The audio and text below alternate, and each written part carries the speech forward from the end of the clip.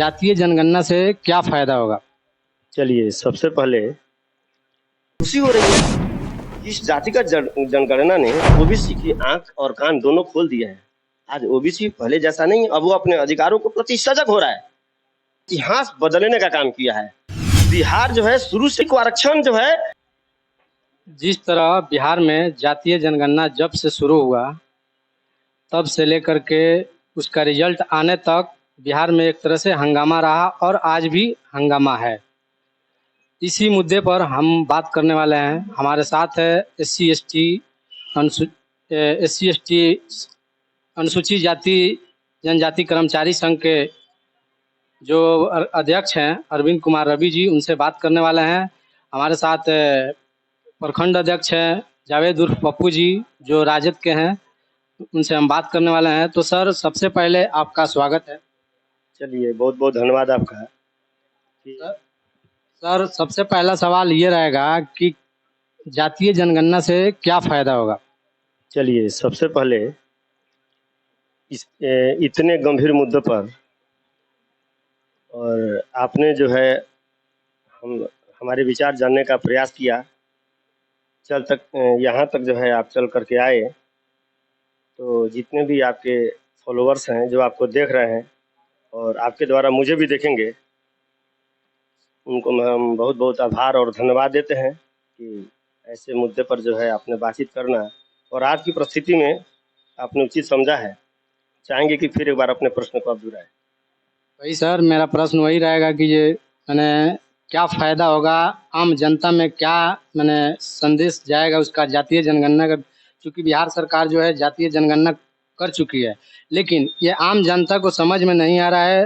वो आम जनता ये भी कह रही है कि बेफजूल का जो 500 रुपये का खर्च हुआ है, 500 करोड़ रुपये का जो खर्च हुआ है जो जातीय जनगणना कराने में, वो बेफजूल का खर्च हुआ है।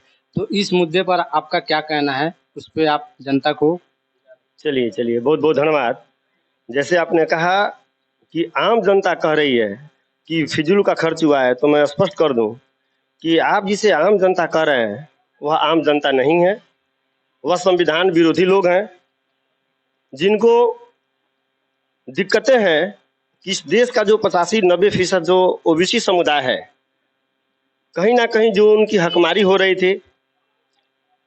और आज सबसे पहले हम बधाई देना चाहेंगे अपने माननीय मुख्यमंत्री जी नीतीश कुमार जी को, लालू प्रसाद यादव जी को, जिन्होंने इस 90% आबादी को, जिनका इस देश के 90% जो भी संसाधन है, हमारी आबादी है, ओबीसी समाज की आबादी है 90%, लेकिन आज देखा जाए तो इस 90% आबादी पर हमारा अधिकार कितना है,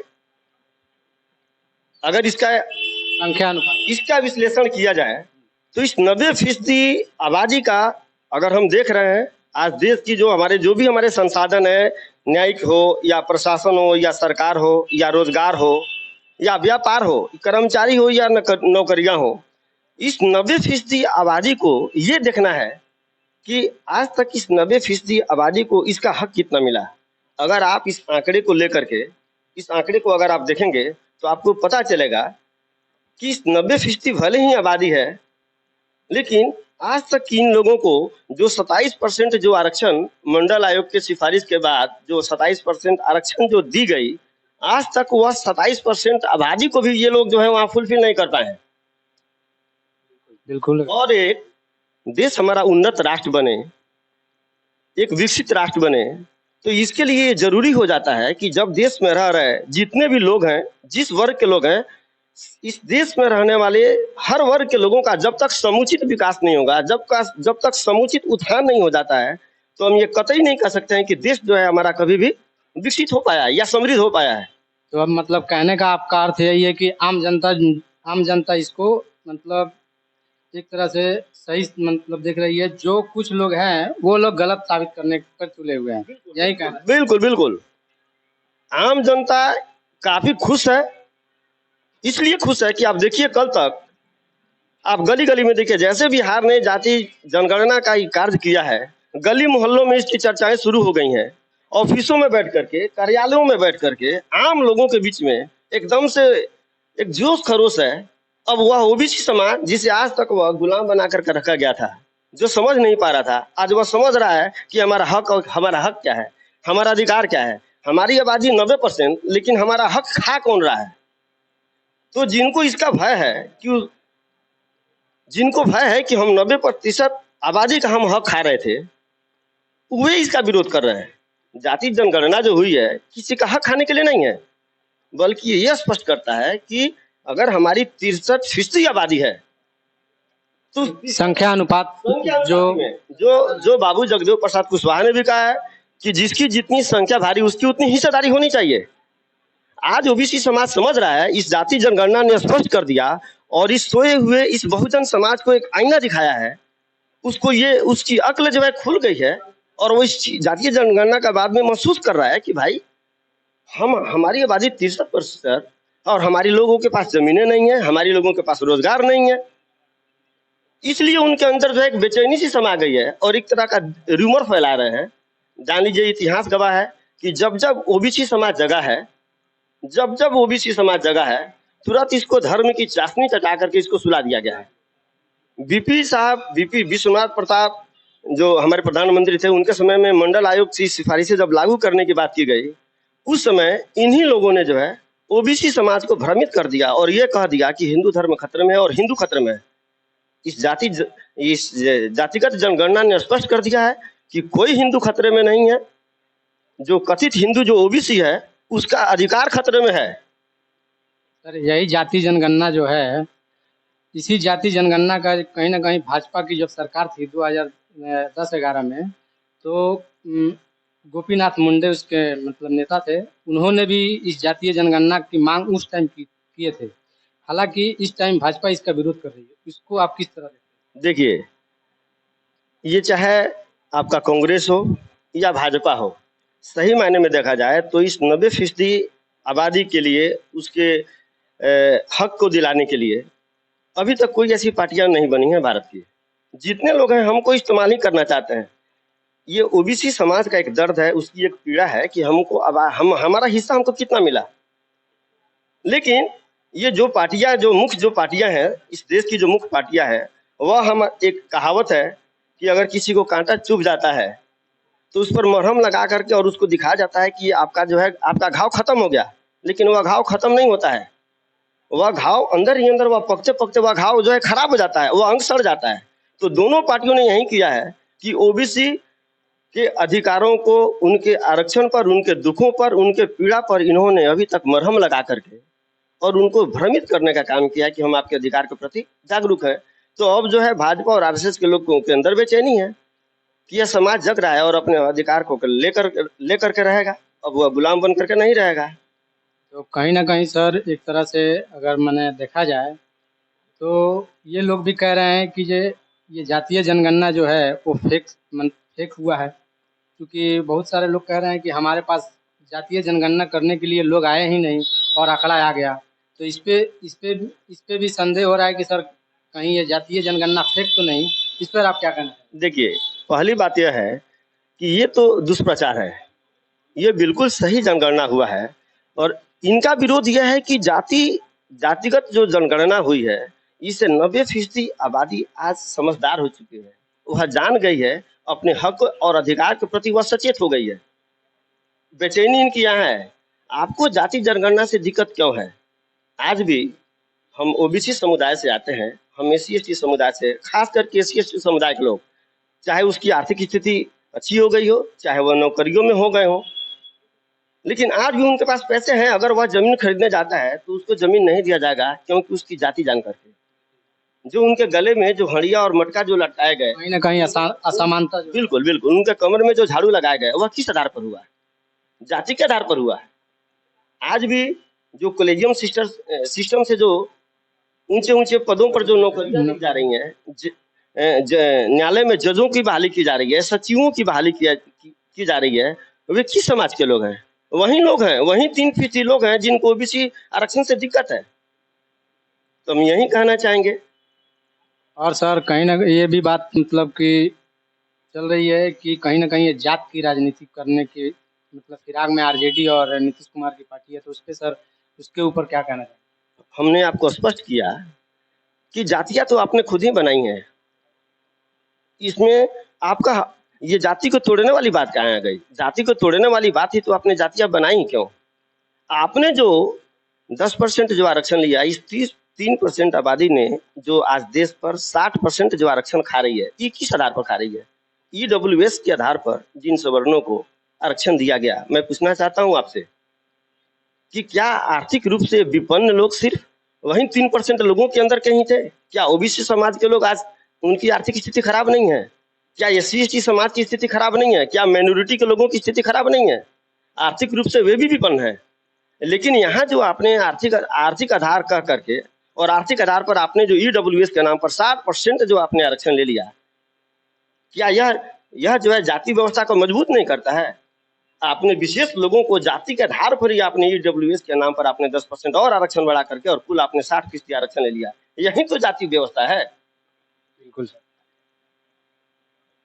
और सर एक बात और है कि अभी आपने कहा कि आरक्षण आरक्षण मतलब कि जो आरक्षण से दिक्कत है जिनको, आखिर वो लोग कौन है जिनको आरक्षण से दिक्कत है? हालांकि इस तरह का जो मैटर देखा गया है, कहीं ना कहीं वो लोग भी आरक्षण का सपोर्ट करते हैं, और कहीं ना कहीं वो लोग भी आज जो मतलब कि बाबा साहब अम्बेडकर ने ये भी कहा था कि जो 10 सालों के लिए आरक्षण दिया जाएगा, तो कहीं ना कहीं इस पे भी बात विचार होती है कि ये आरक्षण जब 10 सालों के लिए दिया गया था, तो ये आरक्षण को उन लोगों को छोड़ना चाहिए। अभी जो आर्थिक आधार पे जो आरक्षण मिल रहा है उसको लागू करना चाहिए, दिया जाना चाहिए। बहुत उचित आपने सवाल किया है। इस तरह की जो बातें की जाती हैं कि 10 साल के लिए ही आरक्षण दिया गया था, आपको स्पष्ट कर दूं कि बाबा साहब ने कहीं नहीं कहा कि 10 साल के लिए आरक्षण दिया जाए। उन्होंने जो 10 साल के लिए जो आरक्षण की बात, लेकिन दुष्प्रचार तो होता रहा है। बिल्कुल बिल्कुल, वही लोग हैं जिनकी सत्ता छीनने का डर है, वही लोग हैं जो हमारे 90% के हिस्सों और अधिकारों पर जो कुंडली मारकर बैठे हुए थे, वही लोग इस तरह का प्रचार करते हैं। तक बात है, आप सोच कर रहे हैं, आपको ऐसा लगता है, लेकिन ये सच है कि अगर ओबीसी, देश का ओबीसी अगर कमजोर होता तो यह देश कब का हिंदू राष्ट्र बन गया होता है। समझ रहे ना बात को? आज आप देख रहे हैं कि जो हमारे सरकार ने, माननीय लालू प्रसाद यादव जी, माननीय नीतीश कुमार यादव जी के पहल पर, मैं बड़े ही कहते हुए मुझे खुशी हो रही है कि इस राज्य ने, बिहार ने इतिहास गढ़ने का और इतिहास बदलने का काम किया है। बिहार जो है शुरू से लोकतंत्र की धरती रही है, बिहार लोकतंत्र की धरती रही है, समाजवादियों की धरती रही है। आप कुछ दिन पहले आपने सुना था कि वहीं आरएसएस के जो कार्यालय से, जो हेडक्वार्टर है, वहां से सुनने को मिला था कि अब आरक्षण की समीक्षा होनी चाहिए।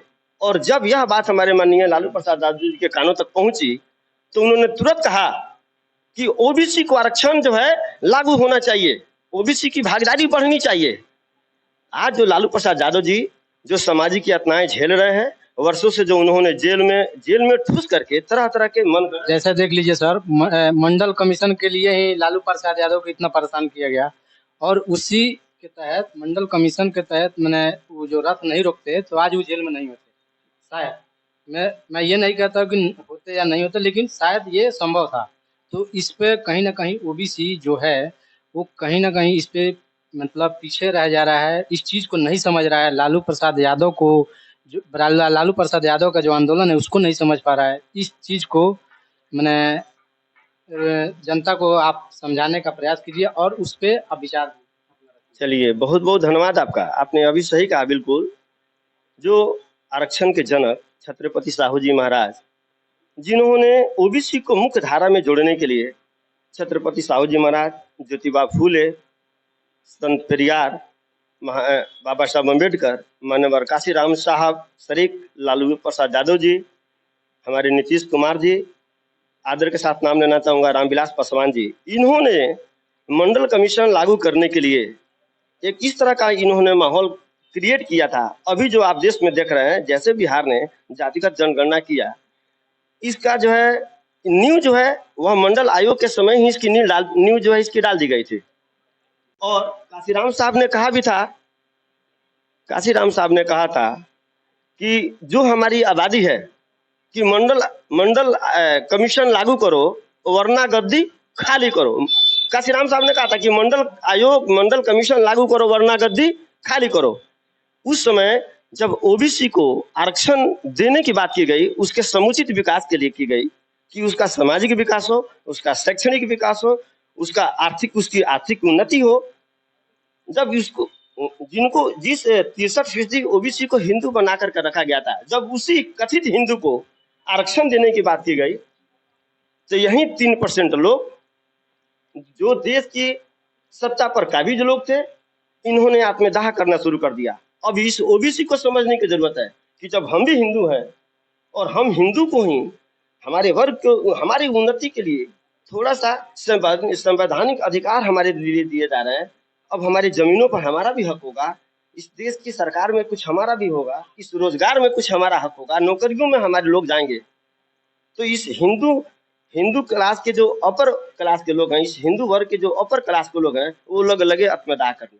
तो ओबीसी आंदोलन को सबसे अगर पीछे धकेलने का काम किया जाता है, वह जो मंत्र है वह मंत्र है कि ओबीसी को हिंदू बनाओ, और ओबीसी जो है उसको तुरंत हिंदू बना दिया जाता है। लेकिन ओबीसी भी तो मान रहा है सर कि हम हिंदू। बिल्कुल आज मान रहा है, क्योंकि उसको समझ नहीं है। आपने देखा कि जो बाबरी मस्जिद जो तोड़ी गई, अगर उसमें सबसे आगे जो थे, आगे चलने वाले लोग ओबीसी ही थे, जिन्होंने जाकर के और हथौड़ा लेकर के मूर्ति तोड़ने का काम किया गया। लेकिन सवर्ण के एक भी बच्चे नहीं। आज जो राम मंदिर बना है, उसमें कितने प्रतिशत लोग ओबीसी के लोग पुरोहित बन रहे हैं, कितने लोगों को वहां मान सम्मान मिला है ओबीसी के लोगों को। आपको पता होना चाहिए कि जो राम मंदिर का जो पुरोहित है, उसमें एक भी एससी एसटी और ओबीसी का कोई बच्चा नहीं है। तो यही जो है ओबीसी की सारी लड़ाई जो है यही खत्म हो जाती है। ओबीसी जग रहे हैं, लेकिन उनको हिंदू बना करके और उनको सारे उनके अधिकारों से वंचित कर दिया जाता है। और ओबीसी जो है देवी देवता और मंदिर में ही उलझ करके रह जाते हैं। उनको पता ही नहीं चलता है कि कब हमारे अधिकारों को छीन लिया गया, और उनकी इस तरह से उनको भ्रमित कर दिया जाता है। लेकिन बड़ी खुशी हो रही है कि इस जातिगत जनगणना ने ओबीसी की आंख और कान दोनों खोल दिए हैं। आज ओबीसी पहले जैसा नहीं है, अब वो अपने अधिकारों को प्रति सजग हो रहा है। कुछ दिन पहले 2014 के चुनाव के बाद में भक्तों के द्वारा इस तरह का जो है प्रचार किया जाने लगा कि यह देश मोदीमय हो जाएगा। नहीं हुआ। जैसे ही ये बात हवा बनाने की कोशिश की गई, तुरंत हम धन्यवाद देना चाहेंगे माननीय लालू प्रसाद यादव जी को और नीतीश कुमार जो हमारे मुख्यमंत्री हैं उनको, कि दोनों लोग ये जो दो योद्धा हैं, सामाजिक जो योद्धा हैं, समाजवादी जो योद्धा हैं, जैसे ही दोनों लोग एक करीब में आए हैं, इन मनुवादियों के होश उड़ गए हैं। इनको पता चल गया है कि जो हम सोच रखे थे सब पर पानी फिरने वाला है। बिहार तो सर यहाँ ये सत्याग्रह की धरती रही है, यहाँ तो ऐसे भी समाजवादी पैदा हुए हैं। तो इस हिसाब से भी लालू यादव का जो कार्य रहा है यहाँ पे सराहनीय रहा है। अब जो समय आप जो कह रहे हैं कि मोदी लोग हैं, सबों की भागीदारी सुनिश्चित करने का काम कर रही है। इसलिए हम कहना चाहेंगे कि जो डरे समय लोग हैं, जिनको ऐसा डर लगता है कि उनकी सत्ता छीन जाएगी, उनकी कुर्सियां छीन जाएंगी, उनके अधिकार छीन जाएंगे, आपको भी डरने की जरूरत नहीं है। यह जो है जो निचले तबके के लोग हैं, उनको मुख्य धारा तक जोड़ने का ही काम करिए, कहीं आपके अधिकारों की कटौती नहीं होगी। और आरक्षण की जहां तक बात है, आप आरक्षण से आपको चिढ़ है, मैं सवाल करना चाहता हूँ, जातिगत जनगणना के बहाने आपको लग रहा है कि आरक्षण हमारे इन ओबीसी को इनका जो है आरक्षण बढ़ जाएगा। आपने 5-6 हजार सालों तक अकेले आपने मंदिरों में आरक्षण, आपके लिए मंदिर आरक्षित रहा, उस मंदिरों में पुजारी कौन रहा जी? करोड़ों करोड़ों रुपए जो है वहां पर लूटे गए। क्या ओबीसी का लड़का कोई पुरोहित बना? क्या वहां आरक्षण नहीं है? वहां भी आरक्षण था।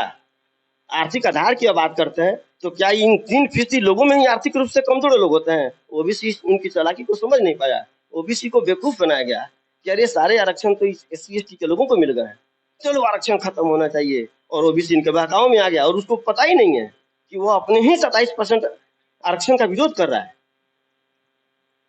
इस ओबीसी को पीछे पीछे जोर जोर से नारा लगवा करके और ओबीसी के आरक्षण को ही खत्म करवाने का प्रयास किया गया। और वह चतुर चालाक लोग जो 3% लोग हैं, खुद जो है 10% ईडब्ल्यूएस के नाम पर उन्होंने आरक्षण खुद ले लिया। जो आरक्षण के विरोधी लोग हैं, खुद आरक्षण 3% लेकर के 10% लेकर के इस तरह उनका 60% आरक्षण हो जाता है।